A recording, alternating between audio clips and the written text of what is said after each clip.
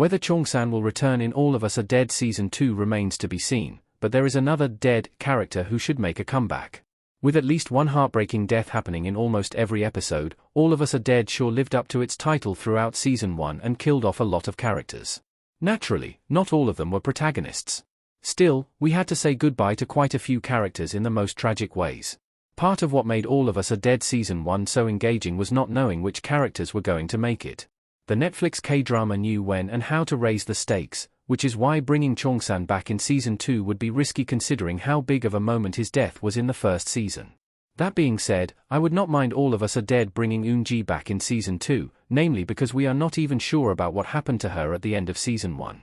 Eun-ji's fate was left open at the end of All of Us Are Dead. We don't really know what happened to Eun-ji. Custom image of Eun-ji in All of Us Are Dead on a lab and the quarantine zone. Eun-ji was one of All of Us Are Dead Season 1's most tragic characters. She was a victim of bullying and assault and was considering taking her own life at the start of the show, which only didn't happen because the zombie outbreak began right as she was about to do it. A couple of hours into the apocalypse, Eun-ji was attacked by a horde of zombies and was left to die.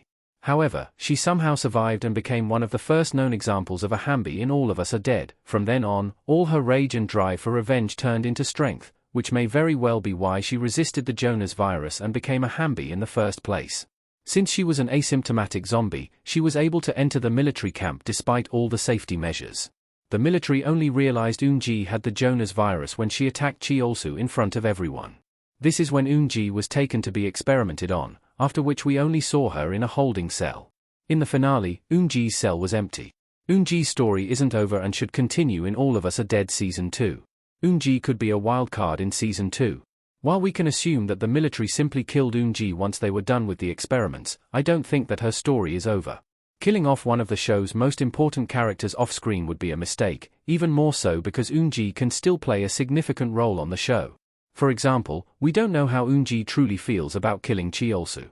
All of Us Are Dead Season 2 could even double down on Eun-ji's quest for revenge, this time with her taking on the soldiers that imprisoned and experimented on her. It is also worth noticing that All of Us Are Dead Season 2 will likely focus on the Hambis, meaning Eun-ji would be a great addition to the story.